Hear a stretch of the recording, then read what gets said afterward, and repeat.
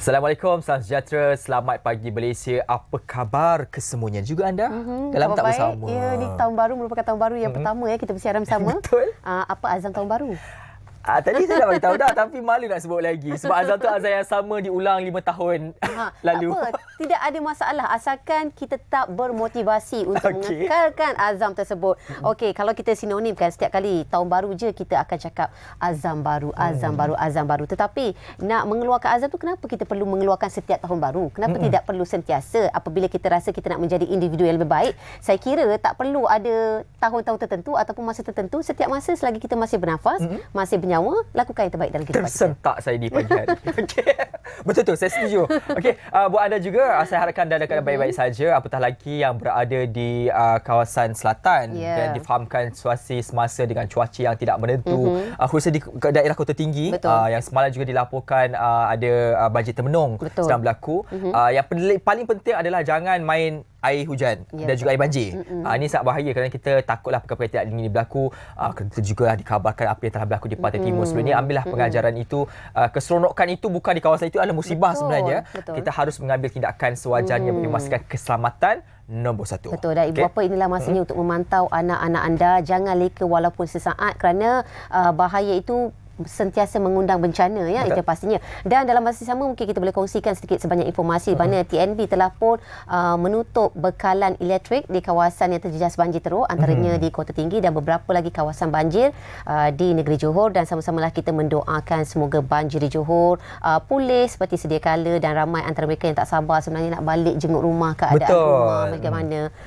Apatah lagi sekarang ni kita pun dah nak cuti musim cuti sekolah. Betul. Pastinya lah ibu bapa bila kalau di bandar ni biasa kita nak hantar anak ke kampung jumpa dengan nenek moyangnya kan, saudaranya, tapi mungkin yang akan terbatas sedikit dan kita akan perkara ini cepat-cepatlah dibaik pulih. Baik, kita beralih kepada perkembangan semasa dari portal Bernama TV. Pertama sekali berkata tentang semalam lawatan yang dilakukan oleh Menteri Komunikasi kita Fahmi Fadzil. Ya, Fahmi Fadzil terhadap salah seorang eksekutif juruteknik penyiaran berita Bernama Pertubuhan Berita Nasional Malaysia, iaitu Bernama, itu Muhammad Saifuddin Muhammad Nazri, yang sedang menerima rawatan di unit rawatan rapi di Pusat Perubatan Universiti Malaya iaitu PPUM akibat kemalangan jalan raya.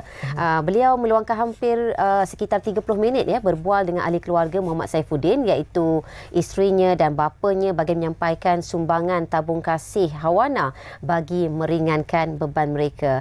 Dan dalam pada itu turut hadir adalah Ketua Pengarah Bernama yang juga iaitu Nurul Afida Kamaluddin, Timbalan Ketua Pengarang Perkhidmatan Berita Arul Raju, dan Ketua Penyiaran TV dan Radio Bernama Muhammad Syukri Ishak. Okey, antara yang saya dapat kongsikan, tabung kasih Hawana Bernama turut menyerahkan sumbangan daripada tabung kebajikan Bernama.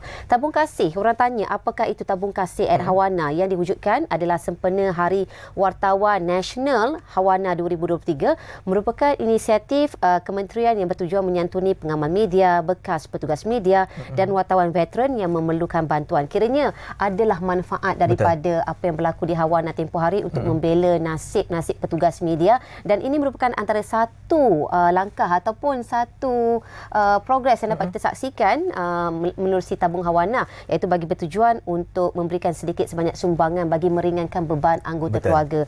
Dan bercakap mengenai keadaan Saifuddin, yang mungkin saya boleh kongsikan mengenai keadaan beliau yang terkini. Dan untuk maklumat semua, Saifuddin kini dalam proses sedar, iaitu proses separa sedar. Beliau telah mula memberikan respon dengan apa yang kita berkata, beliau memberikan respon dengan cara mengangguk dan menggeling, dan katanya siap suruh garu lagi badannya. Mungkin gatal-gatal, tak selesa kan, dah baring lama, dan nampaknya cara Saifuddin menunjukkan satu perubahan yang lebih positif, ada perkembangan yang positif, dan sama-sama kita mendoakan semoga Saifuddin boleh bangkit kembali sihat seperti sedia kala, kembali bekerja dan kembali orang kata apa, memberikan kelegaan kepada semua ahli keluarga. Kerana beliau merupakan salah seorang individu penting dalam penerbitan bagi sebuah program di Bernama TV, kerana beliau menjaga satu departmen ataupun jabatan yang sangat penting lah, kerana tanpa tugas beliau itu operasi kita mungkin akan terganggu, kerana tugas itu sangat penting di Bernama TV secara khususnya. Selain itu juga ni tentang komitmen yang dinyatakan oleh Yang Amat Perdana Menteri Malaysia berkaitan isu tata kelola yang sering kali diucapkan, apatah lagi apabila menjawab jawatan ini tata kelola itu menjadi keutamaan, dan juga pernah disebut di dalam kajian separuh penggal rancangan Malaysia ke-12 tentang untuk mengangkat semula nilai tata kelola ini bagi memastikan supaya ia berada di pada tahap yang sepatutnya, yang mana sebelum ini pernah disebut untuk melakukan akta tata kelola sektor awan dan juga plan integriti, dan ianya telah pun dimulakan awal tahun ini menerusi satu arahan yang amat berhormat Perdana Menteri nombor 1 tahun 2023 bertujuan untuk memastikan supaya agar kementerian, jabatan dan juga agensi berkaitan tentang kerajaan dan badan berkanun mengambil tindakan berkesan dalam usaha untuk menangani isu kelemahan tata kelola.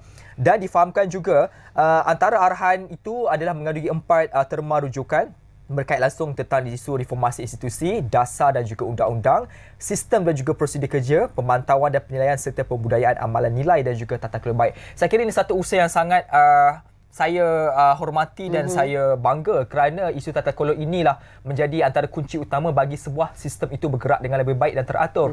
Apatah lagi jika dimulakan dengan tahun 2024, tahun baru ini dengan satu plan seperti ini, menggambarkan bahawasanya kerajaan ketika ini memang mahu betul-betul memastikan soal isu tata kelola itu diletak sebagai keutamaan dan tidak boleh untuk diprajudiskan. Betul. Kita harapkan juga ianya berjalan dengan baik, insyaAllah. Betul. Ya, semoga ini dapat direalisasikan dengan baik dan semoga kita ni yang sebenarnya nak merealisasikan jangan hanya sekadar berkata-kata sahaja kan. Betul. Saban hari kita hanya membincangkan mengenai tata kelola, tetapi sejauh manakah tahap orang kata apa yang kita beri pelaksanaannya itu yang pastinya. Dan seperti biasa Dini, kita dah berkongsikan mengenai apa yang patut kita kongsikan kepada penonton mengenai sedikit sebanyak perkembangan di portal bernama.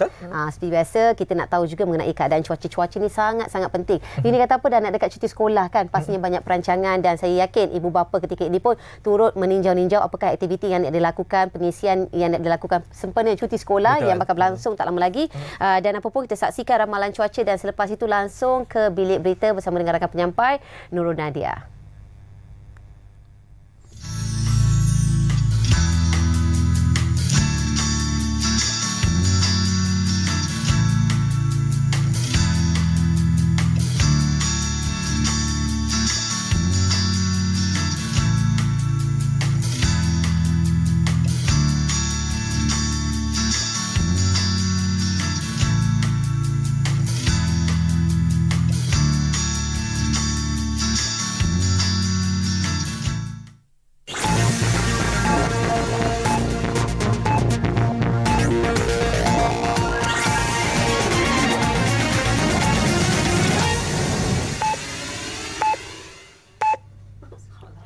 Assalamualaikum dari Bilik Berita.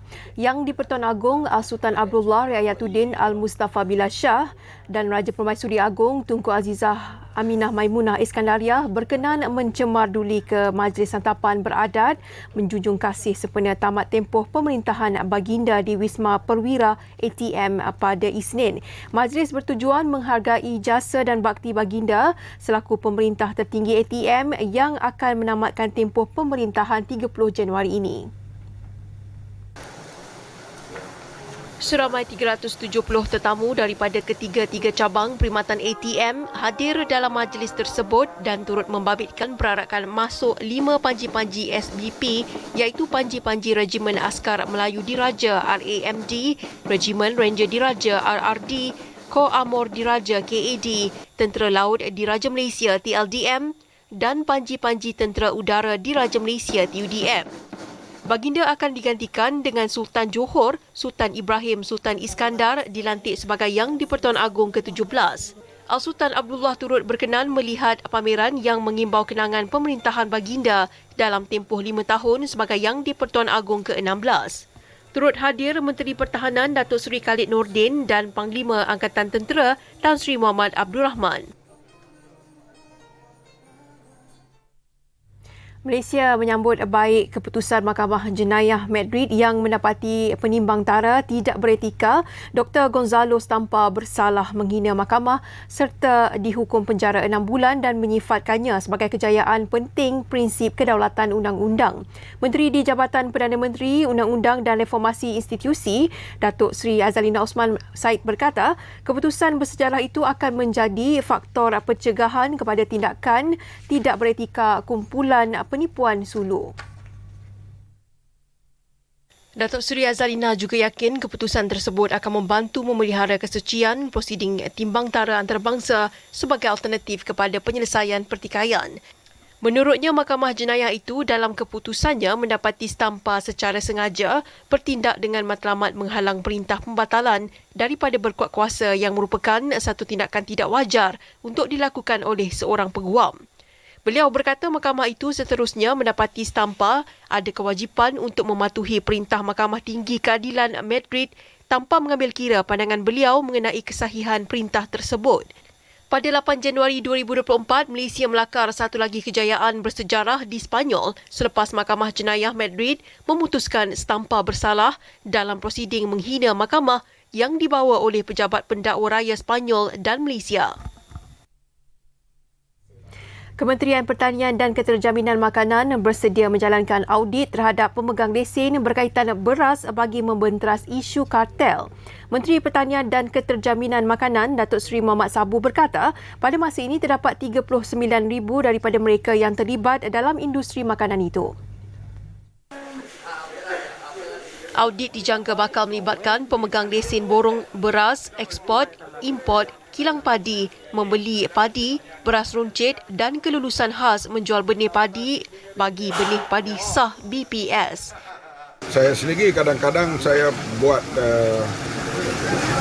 turun secara mengejutlah tanpa memberitahu untuk dapat menjaga kedudukan beras dan juga segala bentuk pemakanan di Malaysia ini. Alhamdulillah sekarang ni dia beransur pulih, kerjasama diberi oleh semua pihak.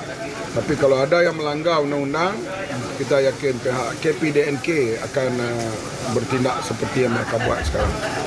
Beliau berkata begitu selepas melawat pusat pembiakan dan penternakan lembu wagyu di ladang KL Farm Sendirian Berhad di Kampung Sening, Jelawat pada Isnin.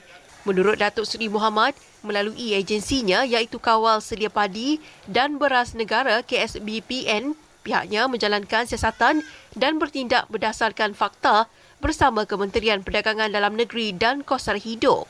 Katanya sekiranya wujud pelanggaran, pihak berkuasa akan ambil tindakan terhadap mereka yang terlibat. Sekian dari Bilik Berita dari Sungai ke Segara, Palestin pasti merdeka. Untuk itu, Assalamualaikum dan salam Malaysia Madani.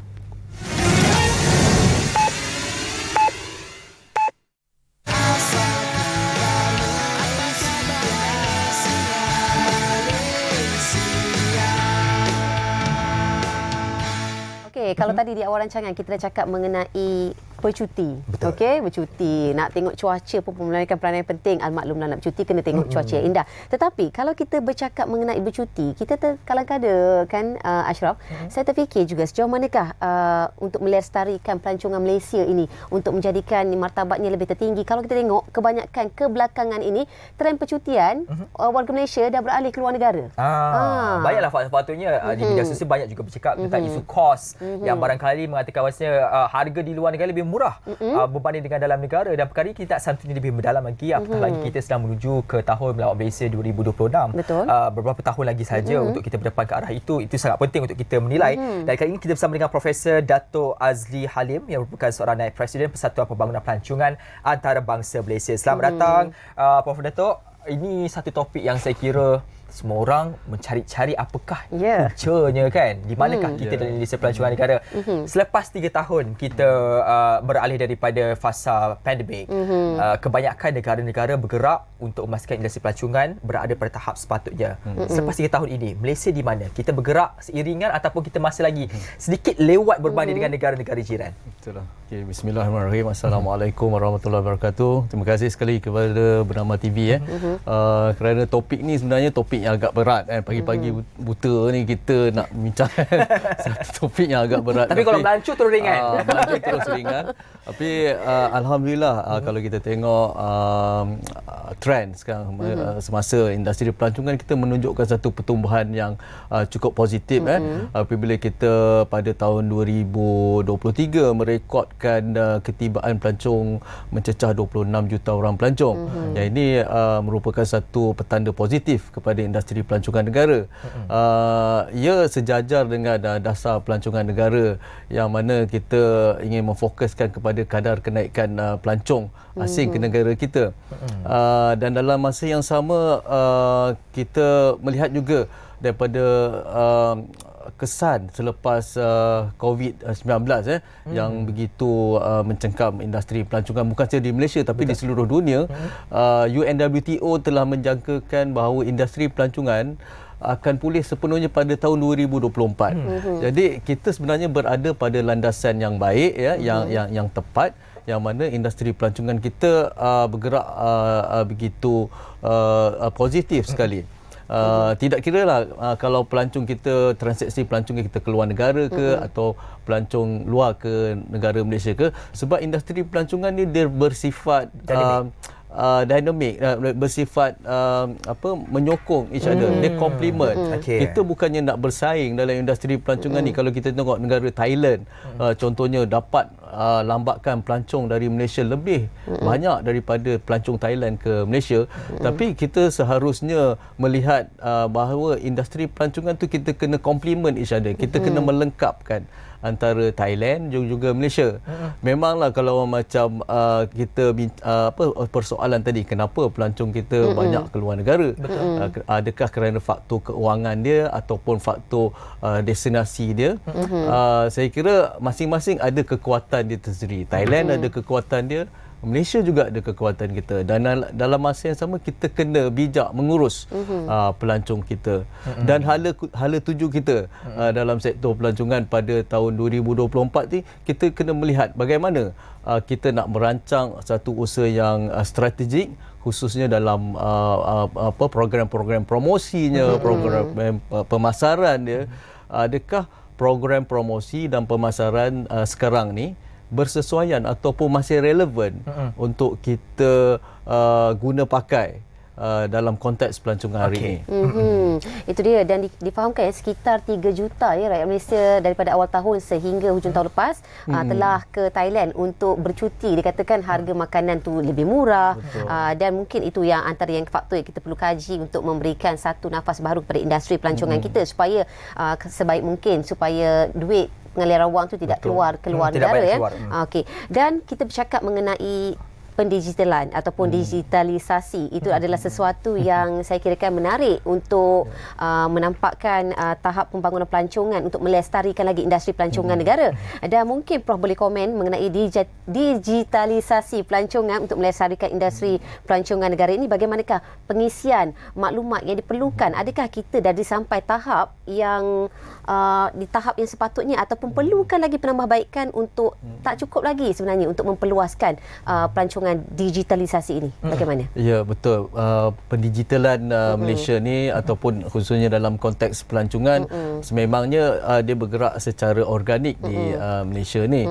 Tapi kita kena berterima kasih juga kepada COVID-19 ni sebab dia mempercepatkan lagi proses merancangkan digitalisasi masyarakat di negara kita menggunakan sistem komputer, internet, dan kita lebih dekat dan mesra dalam menggunakan teknologi. Sebab sebelum ni sistem tu dah ada. Contohnya orang nak pergi buat booking online untuk hotel, untuk tiket penerbangan. Cuma selepas berlakunya COVID-19, kita lebih banyak menggunakan sistem-sistem di aplikasi web sebenarnya.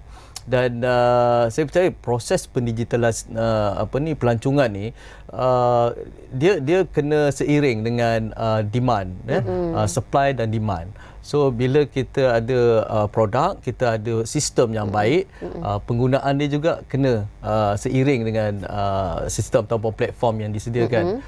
Dan saya percaya dengan pendigitalan ini, masyarakat ataupun pelancong khususnya, kita dapat mengguna pakai sistem-sistem yang ada.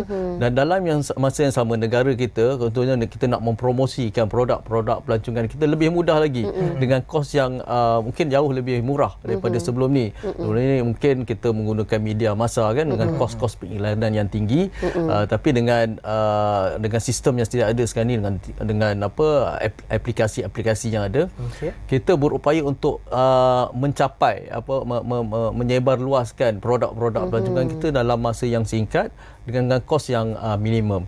Ya, ini saya rasa satu perkembangan yang baik. Dan saya percaya kalau kita dapat mengguna pakai secara bijaksana, menguruskan industri pelancongan kita secara bijaksana, kita berupaya untuk memberikan satu impak ataupun ialah kesan yang maksimum kepada industri pelancongan kita. Okey, Prof. Datuk, dalam konteks ini juga saya meneroka tentang apakah sebenarnya kelebihan dan kekuatan negara kita dalam aspek pelancongan ini. Sebab kalau saya semak perbezaan dengan negara-negara jiran, Thailand mengoptimumkan pelancongan makanan mereka. Indonesia sekarang bergerak untuk mewujudkan pelancongan destinasi baharu untuk diteroka. Nak wujudkan Bali kedua sebagai contoh. Singapura, destinasi transit paling tinggi di Asia Tenggara. Mereka membawa masuk pelancong-pelancong asing melalui kaedah transit. Malaysia, apa produk-produk baru kita, kekuatan kita? Sebenarnya kluster-kluster pelancongan ni telah dibincangkan di peringkat ASEAN dalam ASEAN Travel Forum pada, kalau tak silap saya, pada tahun 2019 ataupun 2018 lagi. Yang mana negara-negara di rantau ASEAN ni kita mencari satu fokus tertentu ataupun satu produk pelancongan atau kluster pelancongan yang tertentu untuk mempromosikan negara masing-masing. Contohnya pada ketika itu Indonesia ingin mempromosikan dia punya wellness tourism, dia punya spa, terapi dan wellness dia. Singapura more on MICE market, meeting, incentive, convention and exhibitionnya. Thailand more on gastronomi, budayanya, dan Malaysia pada ketika itu ingin mempromosikan ataupun memfokus kepada sektor pelancongan ekoturism dan eco-adventure. Jadi masing-masing telah memberi fokus yang tertentu. Dan hasil daripada perbincangan di ASEAN Travel Forum tu, kita nak menjadikan ASEAN ni sebagai satu destinasi, bukan walaupun kita berlainan negara, contohnya Malaysia, Thailand, tapi kita mempromosikan satu destinasi. Contohnya Thailand ada Phuket, Malaysia ada Langkawi. So kita promotekan percutian pulau di Asia. Maknanya kita dapat memperbagaikan produk pelancongan kita dan kita leverage, kita mengambil kesempatan. Mungkin pelancong daripada rantau Europe nak datang ke Asia Tenggara, dia boleh pergi ke Thailand mungkin 2-3 hari, and then dia ke Malaysia 2-3 hari. Jadi kita dapat melengkapkan industri. Itu secara kertas kerjanya, pelaksanaannya kita bergerak ke arah itu atau tidak selepas 3 tahun ini? Ada yang kita bergerak ke arah tu sebab hasil daripada rentetan daripada cadangan-cadangan tu, pelaksanaannya kita ada IMTGT, Indonesia, Malaysia, Thailand, Golden Triangle, yang mana kita setiap tahun mengadakan satu seminar, perbincangan, bengkel untuk mewujudkan pakej-pakej pelancongan ini. Tapi mungkin usaha-usaha promosi itu kurang, so kita tak nampak usaha ke arah tu. Okey, baik. Okey, dan kita nak tahu juga antara kerjasama antara pemain industri dan juga pengusaha pelancongan, apa penambahan baikan yang perlu dilakukan untuk memantapkan lagi untuk memartabatkan lagi industri pelancongan negara ini? Betul, moving forward kepada industri pelancongan kita, sebab industri pelancongan ni bukan tugas pihak kerajaan saja, bukan tugas pihak Tourism Malaysia, MOTEC saja. Ia adalah tugas kita semua. Tak kira dah industri pelancongan ataupun secara organisasinya ataupun secara individunya, masing-masing perlu memberikan peranan, memainkan peranan, memberikan sumbangan dalam menjayakan industri pelancongan. Pihak industri pelancongan kena memberikan satu, sebab industri pelancongan ni dia bersifat perkhidmatan. Kita memberikan perkhidmatan. Kalau perkhidmatan kita tidak berkualiti, tidak bermutu tinggi ataupun ialah tidak mencapai standard yang diharapkan oleh pelancong, maka industri itu akan membawa satu kesan yang tidak baik kepada negara. Jadi pihak kerajaan ada dia punya usaha dia dalam memberikan infra daripada bantuan-bantuan sokongan kepada industri pelancongan. Dan pengusaha produk pelancongan, industri player khususnya, kena memberikan satu produk yang terbaik, perkhidmatan yang terbaik, dan sekiranya benda ni kita dapat gabungkan atau garapkan menjadi satu industri yang baik, saya kira industri pelancongan kita akan menjadi satu industri yang Baik, ringkas saja hujung ini membenarkan kita nak ke arah itu, kita tidak boleh bersifat sembrono. Semua kita nak tapau orang kata kan. Kita ada satu fokus. Untuk Malaysia ini, kita nak tahu jugalah antara bidang potensi pelancongan yang harus kita berikan fokus dan kita martabat dan kita berikan banyak galakan. Apakah bidang yang harus kita lihat, potensi yang perlu dilihat bagi memastikan supaya kita nak capai tu Malaysia Truly Asia tu dapat kembali semula tu. Betul. Tahun 2026 telah dinobatkan sebagai tahun Malaysia yang akan datang. Jadi untuk mencapai ke arah tu, pihak industri pelancongan sendiri kena bersedialah dengan apakah bentuk perkhidmatan pakej yang terbaik untuk kita nak sajikan kepada dunia yang dapat kita mempamerkan Malaysia sebagai Malaysia Truly Asia. Ini yang terbaik sekali yang kita boleh dapat tonjolkan. Okey, baik. Dan saya kira satu lagi sikitlah mungkinlah paling penting juga kepada industri pelancongan, pemain pelancongan. Salah satu paling pentinglah sebab saya suka meneroka kan ke negara-negara lain tentang etika dan integriti. Itu sangat dititik beratkan sebenarnya oleh masyarakat antarabangsa apabila ada pelancong datang, kita haruslah menjalankan aktiviti perniagaan kita dengan penuh integriti. Betul. Sangat penting. Baik, terima kasih diberikan kepada Profesor Dato' atas perkongsian ini. Selepas ini kita nak bersama dengan pendatang-pendatang baru dalam industri dan juga pendatang lama dalam industri. Berkata apa? Cuba kita saksikan semua selepas ini.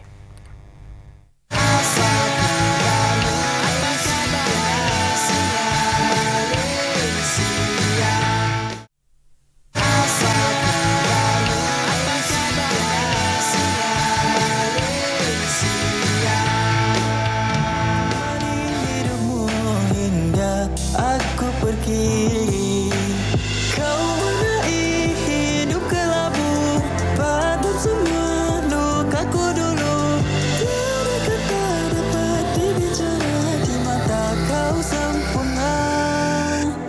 Dunia ini penuh palsu terbidik. Itu tadi lagu Sungguh Cinta Kamu, ya? Betul itu dia. Dan hari ini kita bawakan penyanyinya sendiri ke studio bersama kita di pagi hari yang indah. Orang kata cuci-cuci mata, buka-buka mata dengan topik yang santai, dengan memberi ilham sebab kadang-kadang lagu ni di jalan ceritanya berdasarkan kisah sebenar. Betul, dan kebanyakan memang begitulah dan itu juga seperti yang berlaku dikabarkan oleh Syabil Zulkifli, merupakan antara pendatang baru dalam industri. Terima kasih kerana memeriahkan industri negara dan pastinya kita kena kenal dululah dengan Syabil. Syabil, bila sebenarnya bermula dalam industri nyanyian ini? Bermula dalam industri means macam mula keluar lagu ke macam mana? Keluar lagu bila start lah masuk jadi artis tu kan. Kita cimpung nak start tu, nak bermula 18.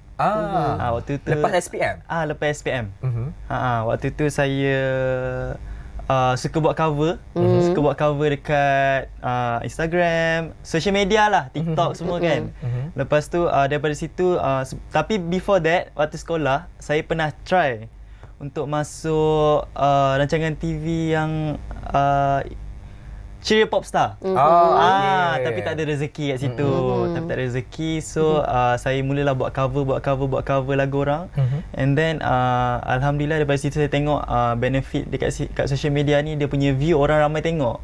Bila orang ramai tengok, saya alhamdulillah lah ada orang panggil saya untuk nyanyikan lagu lah. Dilamar lah ketika itu. Dilamar lah. Siapa yang melamar ketika itu? Mungkin boleh kongsikan itu. Waktu tu Sony Music Entertainment.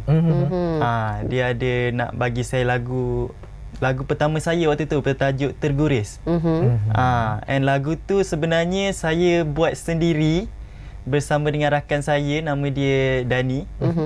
So lagu tu sebenarnya tentu biasalah, muda-muda kan kita broker. Tapi sekarang ni umur berapa? Sekarang 23. Masih muda. Okay. Teruskan. So waktu tu saya tengah orang cakap putus cinta lah kan. So saya dengan kawan saya macam kita time tu saya tengah lockdown. So saya dengan dia True Call kita orang macam jom buat lagu jom. Sebab sekarang ni macam tengah ada feel. Tengah ada feel kan. Ya, faham sangat.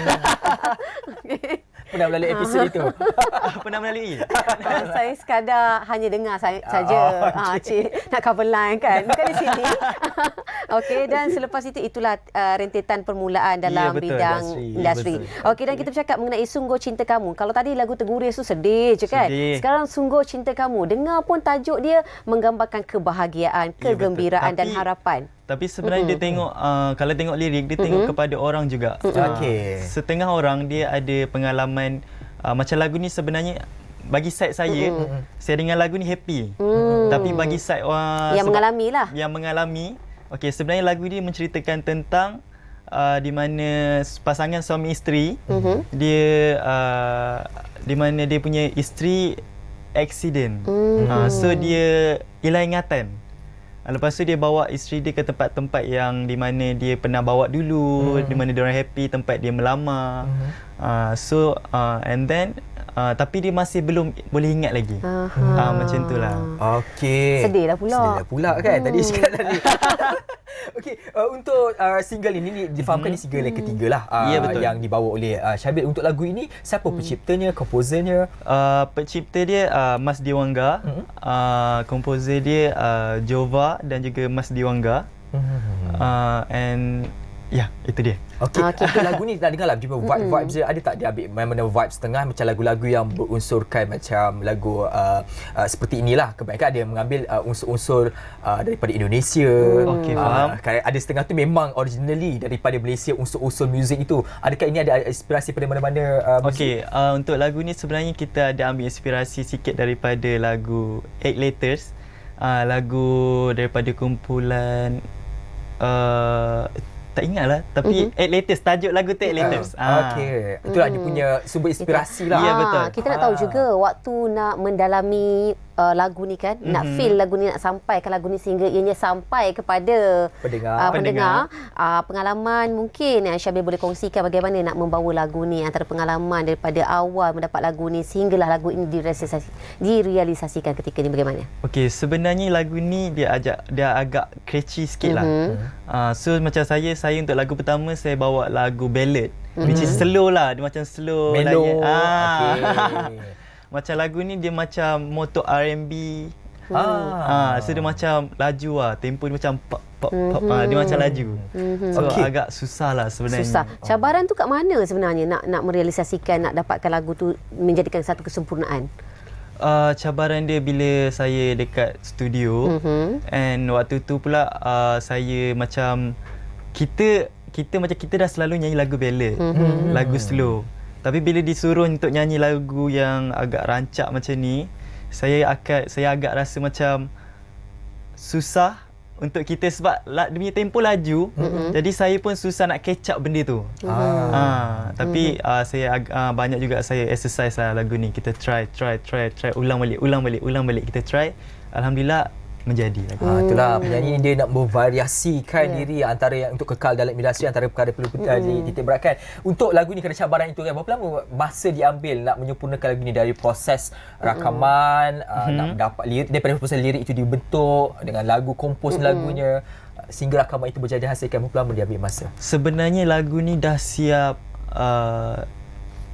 2023 awal tahun.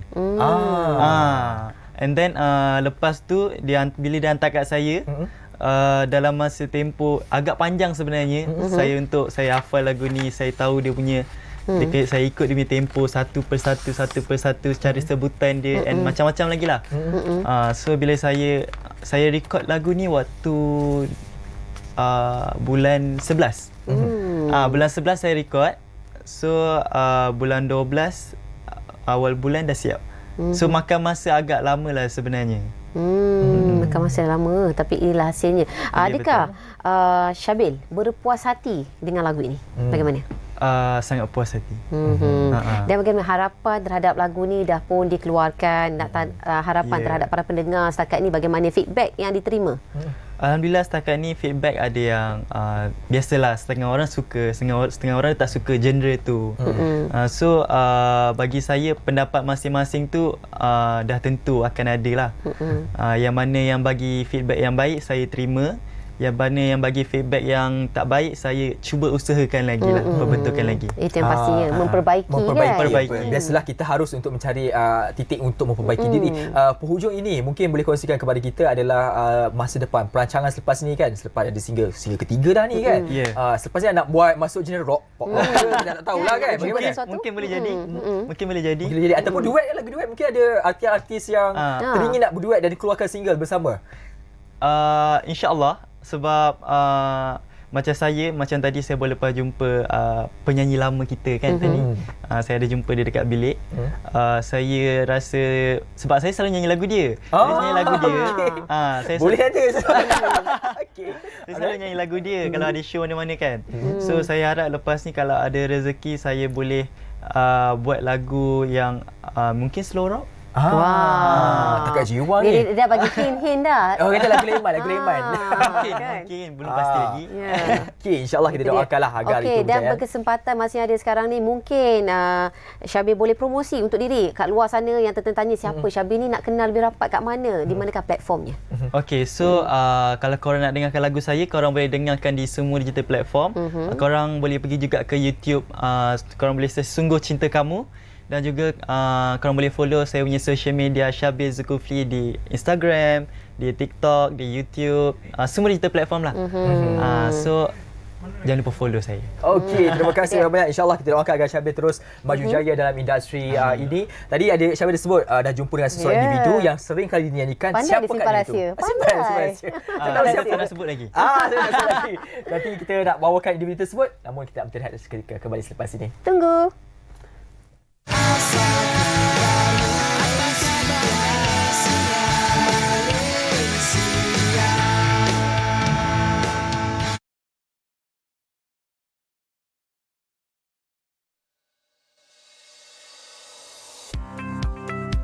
Kehidupan setelah dibebaskan daripada penjara, lebih-lebih lagi yang panjang tempoh hukumannya, tidaklah mudah.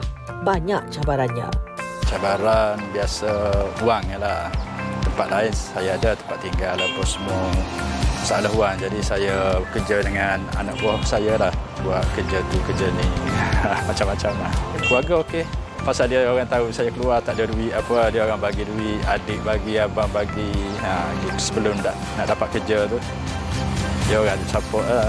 Setengah daripada bekas penghuni penjara ini bernasib baik kerana mempunyai keluarga yang masih menyayangi dan sanggup membantu mereka. Ada yang pernah menjadi banduan akhir dan diterima rayuan mereka untuk dikurangkan hukuman daripada ketali gantung kepada hukuman penjara panjang. Lawatan ada, boleh dapat. Kira masa reman tu kita boleh seminggu sekali. Mula-mula jatuh hukum sebulan sekali, lepas tu 3 minggu sekali, lepas tu 2 minggu sekali, lepas tu saya dapat seminggu sekali. Saya mudah percaya orang, mungkin itu kelemahan saya. Buat baik kat orang, kita pun fikir orang akan buat baik kat kita balik lah. Tapi salah benda tu. Jadi tidak semua. Kena bergaul dulu. Tak boleh hari ni kenal, hari ni kita terus percaya. Kesalahan jenayah yang berat membawa padah berpanjangan. Jadikanlah pengalaman pahit orang lain pengajaran buat diri sendiri. Bagi saya selagi hidup, kita mesti kena belajar.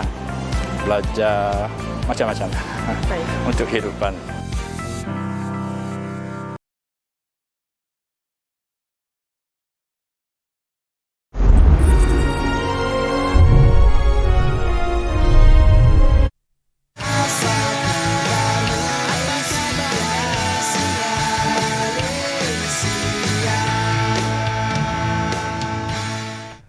Okey, bersama lagi seorang artis. Saya pula rasa macam hari ni saya pun artis. Orang kata vibe tu sampai lah, memantul-mantul. Tapi saya bukan artis suara lah. Suara tanya tak sedap. Dia artistik. Tik kat macam tu. Okey, dan kita bercakap mengenai artis, pastinya yang ada sesuatu artis yang perlu kita banggakan. Saya ni kalau bercakap, kalau lagu-lagu sekarang ke apa, kita tetap nak mendengar lagu yang lama. Betul, sebab lagu lama sangat-sangat. ni dia mempunyai satu sentimental value yang tersendiri. Mungkin disebabkan faktor kita membesar, tetapi evergreen lah. Apa itu yang saya boleh katakan. Apatah lagi bukan sekadar lagu, individunya juga sentiasa kita ingati dan masih lagi kekal dalam industri, dan itu satu kebaikan untuk kita lah, kerana mereka inilah yang mempopularkan dan juga melestarikan industri negara, khususnya kualiti industri nyanyian kita. Terima kasih, hari ini kita sangat berbesar hati bersama dengan individu tersebut, iaitu Datuk Ramli Sarip yang bersama dengan kita. Selamat datang, Datuk. Selamat pagi Malaysia. Alhamdulillah. Sihat tu ya? Alhamdulillah. Okey. Dan Tok, sekarang ni Datuk kan pergi mana-mana, suara orang cakap walaupun meskipun masa tu berlalu kan, tapi suara Datuk tetap maintain. Ya. Mungkin Datuk pagi ni boleh kongsi sedikit lah tips nak rezeki mengekalkan suara yang rezeki dan anugerah Allah Ta'ala. Alhamdulillah. Itu nak cakap macam mana? Itu satu rezeki tu yang harus disyukuri. Okey, dan memandangkan suara Datuk pun masih lagi maintain, kesihatan pun masih lagi baik ketika ini, dan difahamkan ada konsert Semalam di Malaya akan dilaksanakan dalam tempoh terdekat ini. Kalau tahun lepas kita tengok, tahun lepas dah menyaksikan konsert dilakukan oleh Datuk Ramli Sarip bersama dengan Sweet Charity. Tetapi memilih di lokasi sekitar Johor, Singapura, di selatan tanah air. Tetapi kali ini di Kuala Lumpur. Mungkin Datuk boleh kongsikan lebih detail mengenai konsert ini. Selain daripada Johor, permintaan penganjur ketika itu. Jadi kita kena bekerjasama lah. Lepas tu penganjur di Singapura buat di Star Theatre.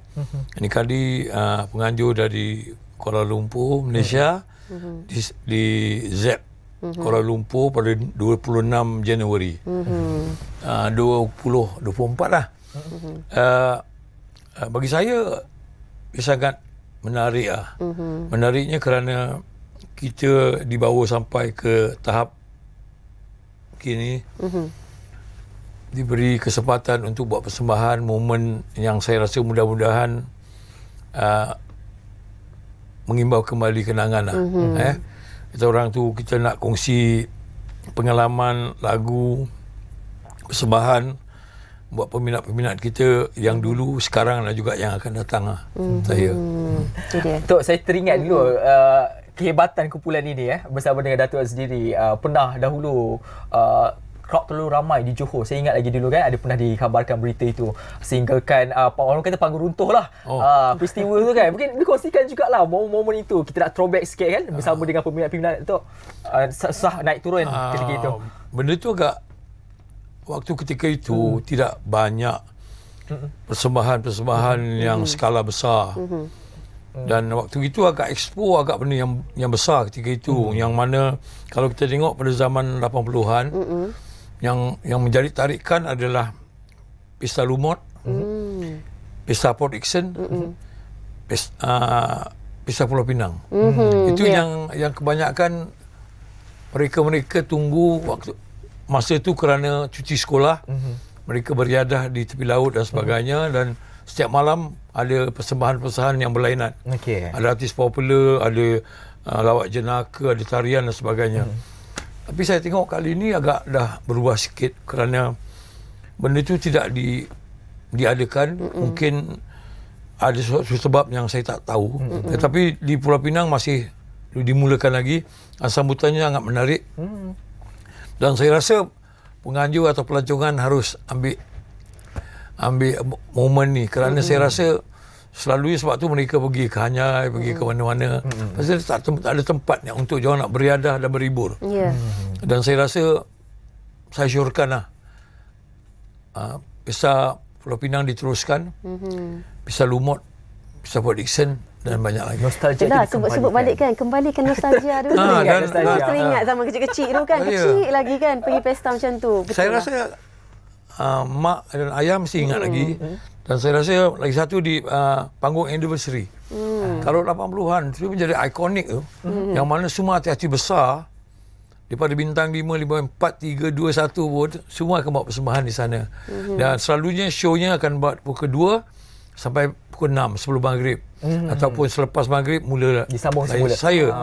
Itu satu benda yang ada tempat tumpuan, tapi dengan keadaan sekarang saya rasa mereka boleh adakan persembahan kerana punya quality sistem yang bagus. Dan lebih tersusun itu beza dulu sekarang. Tetapi dulu ni penuh dengan nostalgia. Ingat lagi pergi pesta sampai hilang 11 slipper saya kesudahnya. Okey Datuk, dan kita berbalik kepada konsert ini, konsert semalam di Malaya bersama dengan Sweet Charity. Mungkin Datuk boleh kongsikan berapa lagu yang akan dipersembahkan untuk konsert nanti? Lagu paling sikit 20 lah. Tapi show boleh berjalan hingga 2 jam setengah, mungkin 2 jam 45 minit. Itu terpulang bagi kekuatan kesihatan yang kita perolehi lah. Dan insyaAllah kebanyakan lagu-lagu tu telah kita persembahkan dari masa ke semasa. Tetapi Sweet Charity ni mempunyai satu karakter yang setiap persembahan tu ada kelainan dia. Ada roh dia, ada semangat dia, ada pasal lagu-lagu dia kebanyakan boleh diolah dan boleh dibuat arrangement yang baru.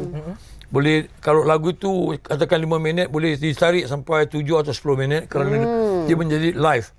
Orang suka menonton atau mendengar benda-benda yang agak hidup Betul. Ya. Tidak hanya dengan radio gini, kalau di konsert begini. Banyak show dalam dunia pun, kalau kita tengok, kalau di konsert-konsert antarabangsa, mereka ada pilihan lagu-lagu yang tersendiri yang boleh dibuat persembahan di atas pentas konsert live. Tak semua lagu yang kita boleh persembahkan. Betul.